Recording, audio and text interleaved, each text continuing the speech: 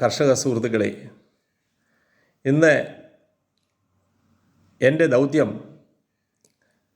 നമ്മുടെ മൃഗസംരക്ഷണ മേഖലയിൽ പശുക്കളിൽ സെക്സ്റ്റ് സെമൻ ഉപയോഗം ഫലപ്രദമാണോ, അതിൻ്റെ ഗുണങ്ങളും അതിൻ്റെ ദോഷങ്ങളും എന്തെങ്കിലും ഉണ്ടെങ്കിൽ അതിനെപ്പറ്റി ഒന്ന് വിവരിക്കാമോ എന്നാണ്. തീർച്ചയായിട്ടും വളരെ സന്തോഷകരമായ ഒരു ടോപ്പിക്കാണ്. അത്യാധുനിക ലോകത്ത് മൃഗസംരക്ഷണ മേഖലയിൽ വലിയ മാറ്റങ്ങൾ പ്രതീക്ഷിക്കുന്ന ഒരു ഉപയോഗമാണ്, ഒരു സാങ്കേതിക വിദ്യയാണ് സെക്സ്ഡ് സെമൻ, അല്ലെങ്കിൽ സോർട്ടഡ് സെമൻ എന്നും പറയാം. സെക്സ് സോർട്ടഡ് സെമൻ, മലയാളത്തിൽ നമുക്ക് പറയാനൊരു വാക്ക് കൃത്യമായിട്ടില്ല എങ്കിലും ലിംഗനിർണ്ണയം നടത്തിയ ബീജം എന്ന് വേണമെങ്കിൽ നമുക്ക് പറയാം. ലിംഗനിർണ്ണയം നടത്തിയ ബീജം എന്ന് വേണമെങ്കിൽ നമുക്ക് പറയാം. ഇതിനെപ്പറ്റി പറയുന്നതിന് മുന്നേ ആമുഖമായി ഒന്ന് രണ്ട് കാര്യങ്ങൾ പറയട്ടെ. കഴിഞ്ഞ 30-40 വർഷമായിട്ട് നമ്മുടെ മൃഗസംരക്ഷണ മേഖലയിൽ ഒരുപാട് അഡ്വാൻസ്മെൻറ്റ് വന്നു. കൃത്രിമ ബീജോത്പാദനം മാത്രമല്ല, അതുപോലെ തന്നെ കൃത്രിമ ഭ്രൂണമാറ്റം, ഇങ്ങനെയൊക്കെയുള്ള ഒരുപാട് ചേഞ്ചസ് വന്നു. ഇന്ന് പാലുൽപാദനം ഗണ്യമായി വർദ്ധിച്ചു.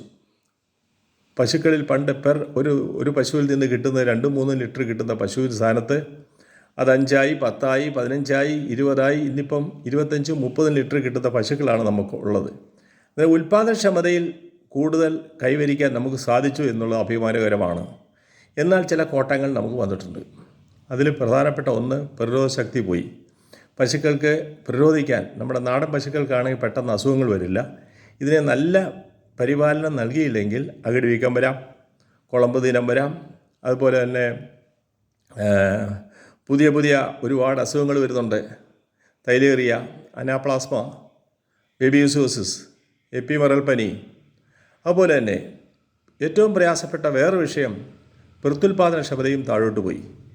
അതായത് പ്രത്യുൽപാദനക്ഷമതയെന്ന് വെച്ചാൽ ഗർഭധാരണ ശേഷി. പല പ്രാവശ്യം കുത്തിവെച്ചിട്ട് ചെന പിടിക്കുന്നില്ല, ചിലയ്ക്ക് മതി വരുന്നില്ല എന്നിങ്ങനെ ക്ഷീര കർഷകർ കഷ്ടപ്പെടുകയാണ്. ഇതിനൊപ്പം തന്നെ പാലിന് വിലയില്ല എന്നുള്ള ഒരു സ്ഥിതിവിശേഷം കൂടെ വന്നുകൊണ്ടാണ് കേരളത്തിലെ മൃഗസംരക്ഷണത്തിൻ്റെ നമ്പർ വളരെയധികം താഴോട്ട് പോയത്. കേരളത്തിൽ 80 കാലങ്ങളിൽ ഏകദേശം 35 ലക്ഷം പശുക്കൾ ഉണ്ടായിരുന്ന സ്ഥാനത്ത് ഇന്ന് നമുക്ക് 10 ലക്ഷത്തിൽ താഴെ, 9 ലക്ഷത്തിനോട് അടുത്തേ പശുക്കളുള്ളൂ എന്നുള്ളത് സത്യമാണ്. അതിനേക്കാളും വിഷമം പിടിക്കുന്നതാണ് എരുമകളുടെ എണ്ണം. എരുമകളുടെ എണ്ണയും 5-6 ലക്ഷം ഉണ്ടായിരുന്നത് കുറഞ്ഞ് വന്ന് ഇന്നിപ്പോൾ നമുക്ക് 30,000 അടുത്ത് എരുമകൾ മാത്രമേ ഇന്ന് കേരളത്തിലുള്ളൂ എന്ന് പറയുന്നത് വളരെ വിഷമം പിടിച്ചൊരു സംഗതിയാണ്. ഇങ്ങനെ ക്ഷീരകർഷകൻ പല പ്രതിസന്ധിയോടെയാണ് ഇന്ന്. അതായത് 1 ലിറ്റർ പാൽ ഉൽപ്പാദിപ്പിക്കണമെങ്കിൽ 65-70 രൂപ വരുന്നു. പക്ഷേ കർഷകന് മിൽമ അല്ലെങ്കിൽ അതുപോലുള്ള സൊസൈറ്റി കൊണ്ട് കൊടുത്തു കഴിഞ്ഞാൽ അവന് കിട്ടുന്ന വെറും 45 രൂപ അല്ലെങ്കിൽ 46 രൂപ വരെ കിട്ടുന്നുള്ളൂ എന്നുള്ളത് അവരെ ഇതിൽ നിന്ന് അകറ്റി നിർത്തുന്ന ഒരു പ്രധാന ഘടകങ്ങളാണ്.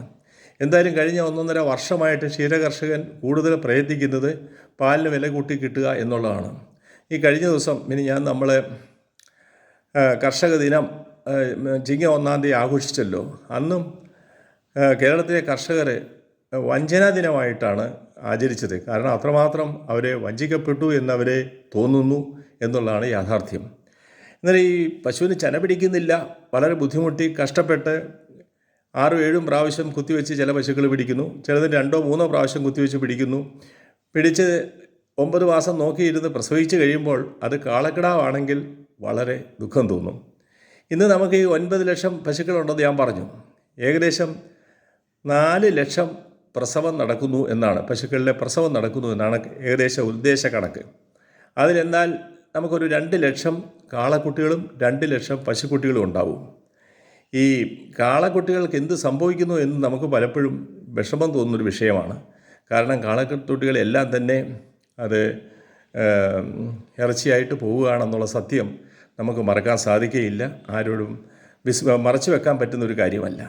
എന്നിട്ട് ഈ കാളക്കുട്ടി ജനിക്കുന്നതിന് പകരം ഈ 4 ലക്ഷം പ്രസവം നടക്കുമ്പോൾ 4 ലക്ഷവും അല്ലെങ്കിൽ 4 ലക്ഷത്തിനോടടുത്ത് തന്നെ നമുക്ക് പശുക്കുട്ടി ഉണ്ടായാൽ നമുക്ക് ഹേഡിൻ്റെ റീപ്ലേസ്മെൻറ്റ്, അതായത് പശുവിൻ്റെ തൊഴുത്തിലെ പശുക്കളുടെ എണ്ണം നിലനിർത്താനും പുതിയ കൊണ്ടുവരാനും നമുക്ക് സാധിക്കും.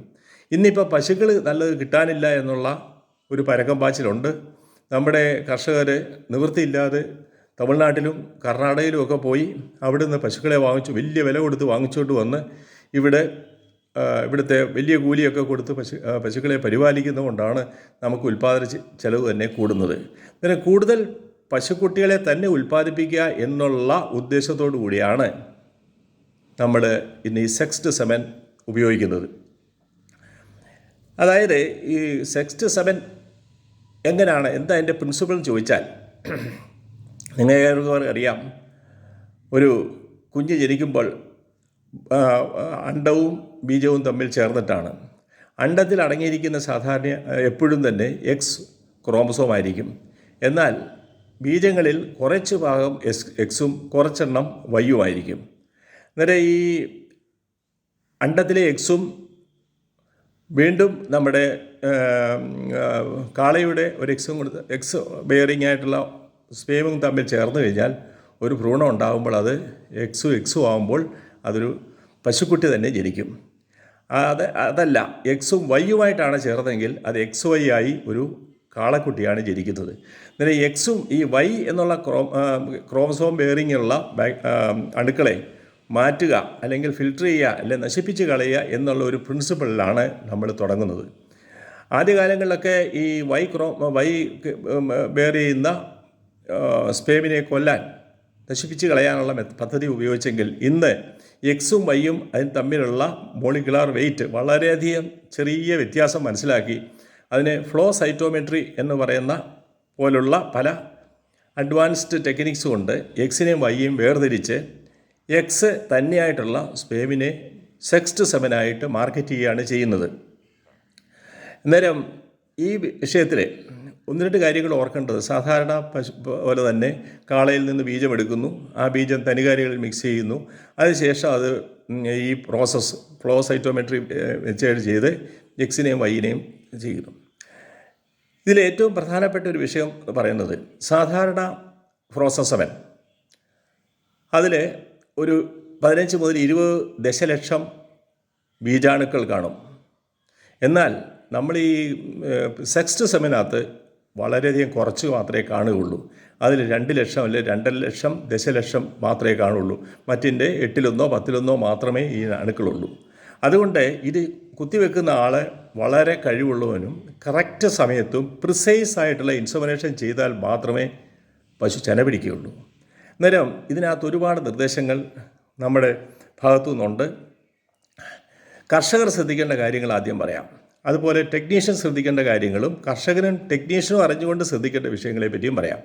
ആദ്യം കർഷകർ ചെന പിടിച്ച് പല പ്രാവശ്യം കുത്തിവെച്ചിട്ട് ഗർഭം ധരിക്കാത്ത പശുക്കളെ കയറി നമ്മൾ ഈ സെക്സ്ഡ് സെമൻ ഉപയോഗിക്കരുത്. കാരണം ഇത് വളരെ കോസ്റ്റ്ലിയാണ്. സാധാരണ ബീജത്തിന് നമുക്ക് 50 രൂപയൊക്കെ ആകുന്നിടത്ത് ഇത് 500 രൂപ, 1000 രൂപ. ഒറിജിനലിൻ്റെ വില തന്നെ 2000-ത്തിനടുത്താണ്. സെൻട്രൽ ഗവൺമെൻറ് പല സ്കീം പ്രകാരമാണ് ഇത് കുറഞ്ഞ്. KLD ബോർഡൊക്കെ 500 രൂപയ്ക്ക് ഇത് കുത്തിവെക്കുന്നു. 2 പ്രാവശ്യം കുത്തിവെക്കുന്നു. പരാജയപ്പെട്ടാൽ വേണമെങ്കിൽ 250 തിരിച്ചു കൊടുക്കുന്നു, അല്ലെങ്കിൽ ഫർദർ മറ്റ് ബീജം വെച്ച് കുത്തിവെക്കുന്നു. അങ്ങനെ പല തരത്തിലുള്ള സ്കീമുകളുണ്ട്. അതേപ്പറ്റി ഞാൻ പിന്നീട് സംസാരിക്കാം. നേരം പറഞ്ഞു വന്നത്, നല്ല ആരോഗ്യമുള്ള വെർജിൻ ഹീഫേഴ്സാണ് ഏറ്റവും ഉപയോഗം. വെർജിൻ ഹീഫർ ഞാൻ ഉദ്ദേശിച്ചത് ഇതുവരെ കുത്തിവെക്കാത്തതോ ഇടചേരാത്തതോ ആയിട്ടുള്ള ഹീഫർ. ആരോഗ്യമുള്ളൊരു ഹീഫറിന് 2 വയസ്സിന് 1.5 വയസ്സാകുമ്പോൾ ഹീറ്റ് വരും. ആദ്യത്തെ 2 ഹീറ്റ് ഉപേക്ഷിച്ചിട്ട് 3ാമത്തെ ഹീറ്റിൽ ഡോക്ടറെയോ അല്ലെങ്കിൽ ഇൻസമിനേറ്ററെയോ കൊണ്ട് ഗർഭപാത്രം പൂർണ്ണ വളർച്ചയെത്തി, അണ്ടാശയം പൂർണ്ണ വളർച്ചയെത്തി, ഓവുലേറ്ററി സൈക്കിൾ തുടങ്ങി എന്ന് കൺഫേം ചെയ്ത ശേഷം ഈ കൊടുത്തു കഴിഞ്ഞാൽ നമുക്ക് ഏതാണ്ട് 40-50% കൺസപ്ഷൻ റേറ്റ് കിട്ടും. ഈ 50% കൺസപ്ഷൻ റേറ്റ് കിട്ടിക്കഴിഞ്ഞാൽ ഏകദേശം നമുക്ക് 90-95% പശുക്കുട്ടി ജനിക്കുമെന്നുള്ളത് ആശാവഹമാണ്. വളരെ സാറ്റിസ്ഫൈയിങ് ആണ്.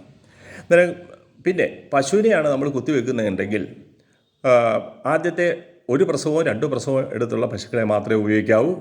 അതിനെ പല പ്രാവശ്യം കുത്തിവെച്ചുള്ള പശുക്കളെ ഒരു കാരണവശാലും എടുക്കാൻ പാടില്ല.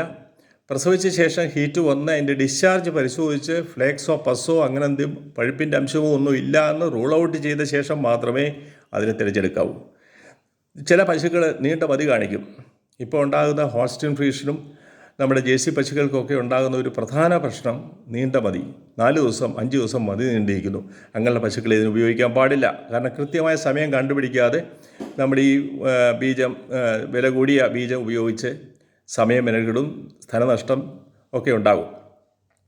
പിന്നീട് ചിലതിന് ആവർത്തനം മതി. ഇന്ന് മതി കാണിക്കും, 2 ദിവസം കഴിഞ്ഞിട്ട് മതി മാറിക്കഴിഞ്ഞിട്ട് ഒരാഴ്ച കഴിയുമ്പോൾ വീണ്ടും മതി കാണിക്കും. അങ്ങനെ ആവർത്തന മതികൾ.